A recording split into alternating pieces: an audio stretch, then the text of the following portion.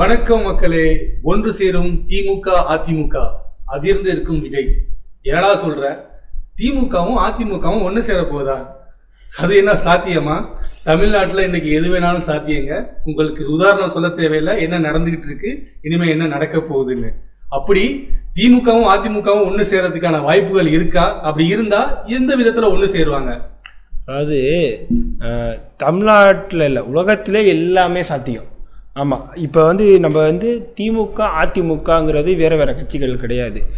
முதல்ல நம்ம டிவிகே அப்படிங்கிற ஒரு கட்சி, விஜய் அவர்களோட கட்சி 108 இடங்களில் வெற்றி பெற்றிருக்கு. ஒரு பெரும்பான்மை வேணும்னா 118 சீட் இருக்கணும். மொத்தம் தமிழ்நாட்டில் 234. இல்லை, அது பெரும்பான்மை வேணும்னா 118 வேணும். அதில் விஜய் அவர்கள் நேற்று 108 எடுத்துட்டாரு.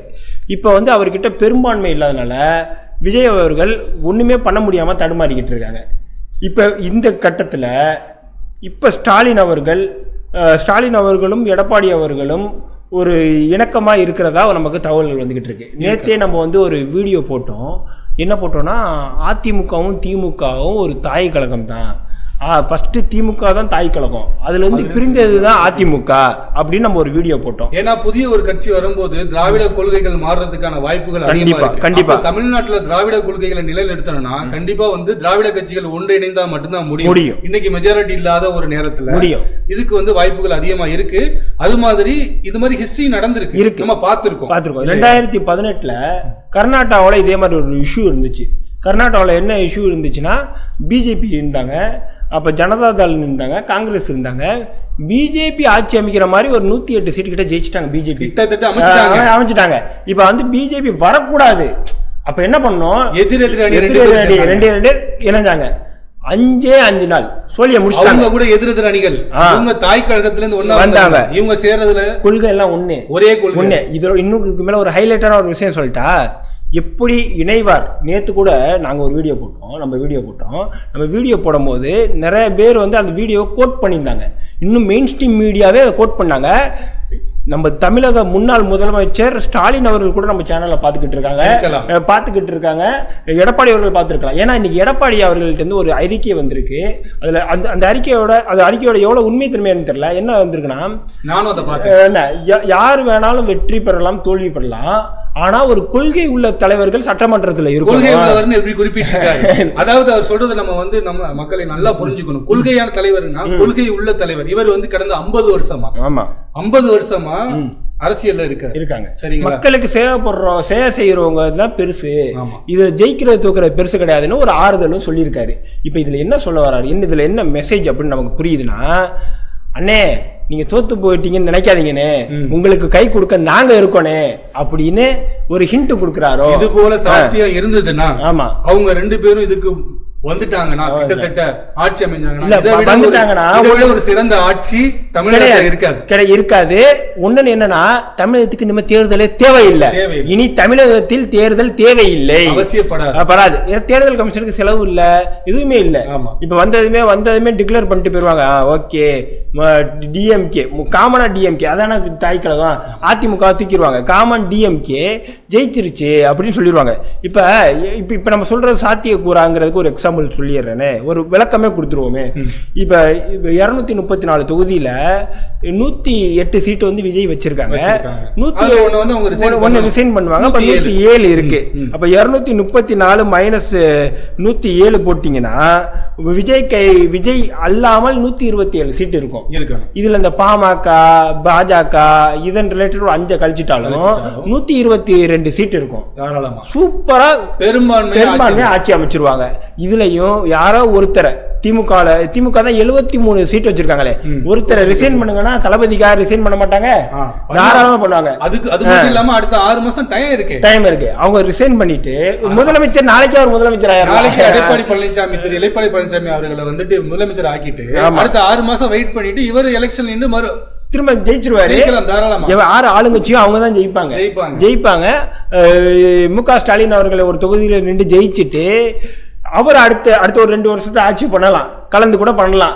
இல்ல இவ இல்ல 2 பேருமே மியூச்சுவலா போயிட்டு சிஎம் டெப்டி சிஎம் கூட போகலாம். இல்ல புதிய முறையா வந்துட்டு 2 முதல்வர் கொண்ட நாடு தமிழ்நாடு அப்படின்னு கூட அந்த மாதிரி 1952ல இருந்தத வரலாறு இருக்கு. அதோட டெப்தான நியூஸ் நமக்கு இல்ல.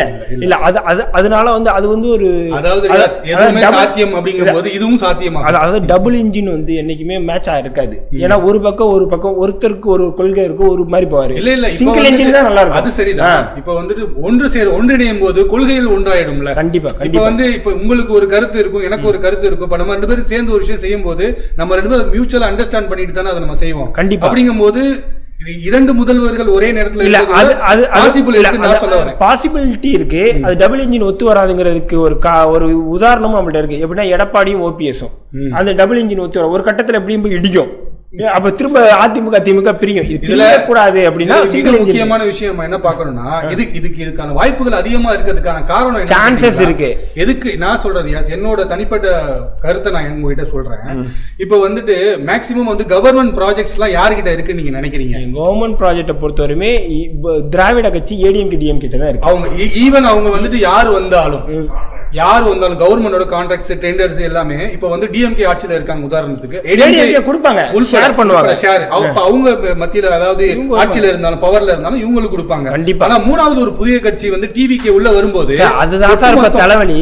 ஒட்டு மொத்தமா எல்லா கான்ட்ராக்ட்ஸும் அவங்க கிட்ட போறதுக்கு வாய்ப்பு இருக்கு. 2 விஷயம் தமிழ்நாட்டுக்கு இருக்கும். இதுல 2 பாதிப்பு தமிழ்நாட்டுக்கு இருக்கு.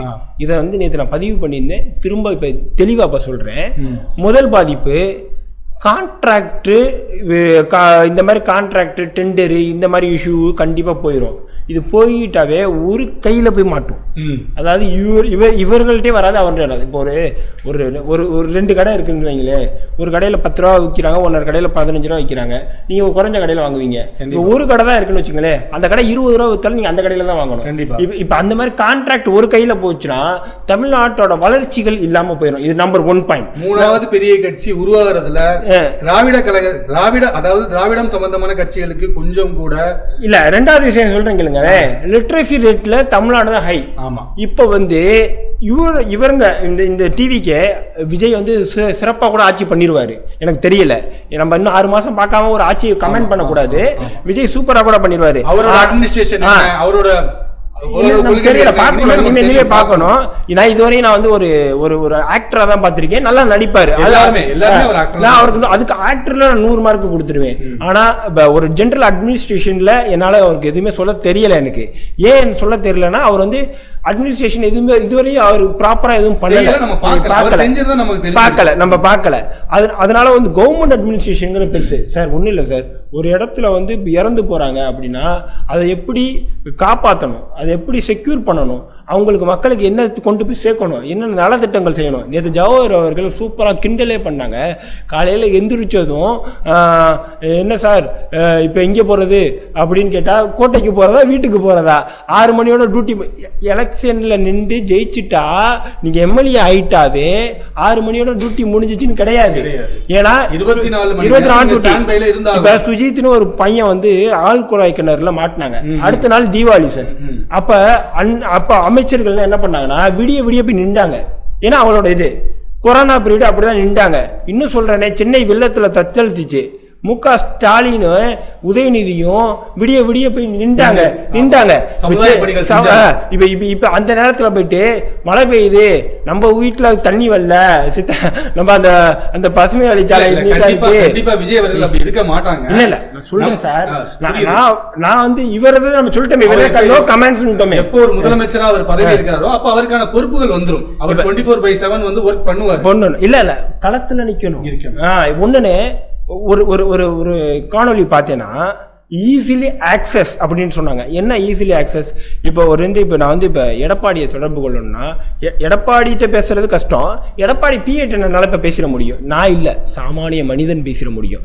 ஈஸியாக ஏதோ ஒரு மூலியமாக பேசிடலாம். யாரோ ஒரு அமைச்சரை பிடிச்சி பேசிடலாம், பேசலாம்.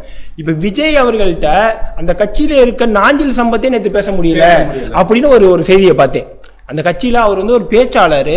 அவர் வந்து அந்த கட்சியில் பேச்சாளர் இல்லை, அவர் தமிழகத்தில் ஒரு சிறப்பான பேச்சாளர், ஒரு பெரிய ஒரு கவிஞர்.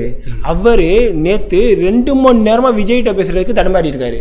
அவரே தடுமாறி இருக்காருன்னா சாமானிய மக்கள் எவ்வளவு தடுமாறி? இல்லை, நேற்றைய தினம் வந்து விஜய் அவர்கள் ரொம்ப பிஸியா இருந்திருக்கலாம். இல்ல சார், அவர் கோச்சுக்கிட்டு போனதா நமக்கு செய்தி வந்துச்சு. ஊடக செய்தி தான் இது எல்லாமே. இது வந்து உறுதிப்பட செய்தி இல்ல, ஊடக செய்தி தான். இப்ப நம்ம வந்து 108 சீட்ல விஜய் சொல்லுங்க, 108 சீட்ல விஜய் வந்திருக்காரு. நீங்க சொன்ன கொஸ்டின், நீங்க வச்ச கொஸ்டின்னே வைக்கிறேன். ஒன்று சேருமா திமுக அதிமுக, அதிர்ந்து போன விஜய். எதுக்கு அதிர்ந்து போயிருக்காரு விஜய்? நம்ம 108 சீட்டு வச்சுட்டோம், ஆனால் ஆண்டவன் கை கெட்டினது வாய் கெட்டலையடா அப்படிங்கிற மாதிரி 108 சீட்டில் மெஜாரிட்டி இல்லை.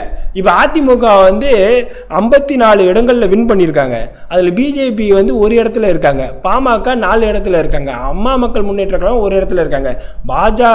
பிஜேபி இல்லாமல் பாமக இல்லாமல் அதிமுகவும் அம்மா மக்கள் முன்னேற்ற கழகம் மட்டும் வந்து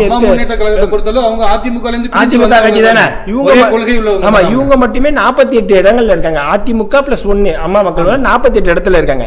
அதே மாதிரி டிஎம்கே கூட்டணியில பாத்தீங்கன்னா 49 வரும் நினைக்கிறேன், இல்ல 48 வரும். 47 பிளஸ் 1 48 வரும்.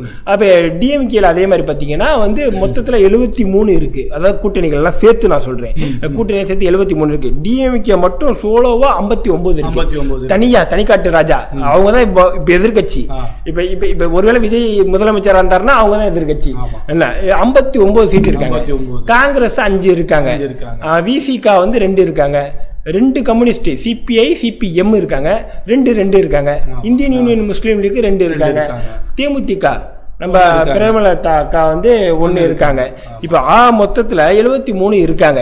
இப்ப நான் என்ன சொல்ல வர்றேன், பிஜேபியும் தூக்கிருங்க, மாம்பழத்தையும் தூக்கிருங்க. இப்ப மொத்தத்துல 5 கழிச்சிருங்க. இப்ப 5 விஜய் அவர் வந்து ஒரு 107 சீட்டு, மொத்தம் 112 சீட்டு 234 கழிச்சிங்கன்னா 122 சீட்டு இருக்கும். தனி பெரும்பான்மையில நீ ஆட்சி அமைச்சிடலாம். இதுல ஒருத்தரை ரிசைன் பண்ண வைங்க, ஒருத்தர் ரிசைன் பண்ண வச்சுட்டு திரும்ப மு.க. ஸ்டாலின் அவர்களை நிக்க வைங்க. திரும்ப மீண்டும் முத்திவேல் கருணாநிதி ஸ்டாலின் நானும் ஒளி தமிழ்நாட்டில் ஒழிக்கும். இதுக்கு வந்து சாத்தியக்கூறுகள் அதிகமா இருக்கு. இது இன்னைக்கு மெயின் ஸ்ட்ரீம் ஒரு விஷயம் என்ன தெரியுமா, யூடியூப் வரலாற்றில் நேற்று ஒரு பெரிய மெயின் ஸ்ட்ரீமுக்கு நிகர நம்ம போனோம். ஆனால் நேற்று நம்ம வச்ச கருத்துக்களும் இன்னைக்கு மெயின் ஸ்ட்ரீம் எடுத்து பேசுறாங்க. நம்மள யாரும் கோட் பண்ணல,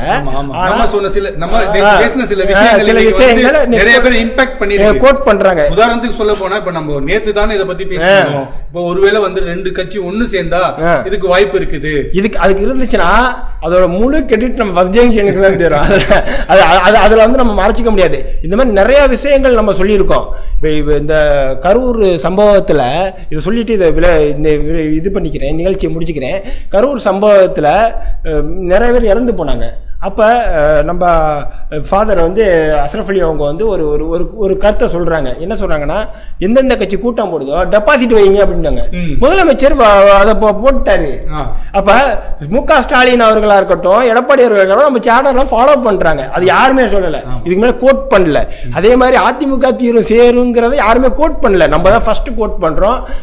நமக்கு தோணுது, நம்ம அந்த செய்திகளை பரப்புகிறோம். அது தமிழகத்துக்கு வளர்ச்சிக்கு தான் நம்ம உறுதுணையாக இருக்கும். அது வளர்ச்சியாக இருக்கும். திராவிட கட்சிகள் என்னைக்குமே அழியக்கூடாது. நம்மளோட கல்வி வளரணும், நம்ம அறிவு வளரணும், சிந்திச்சு ஓட்டு போடணும். விஜய் அவர்களுக்கும் வாழ்த்து சொல்றேன்.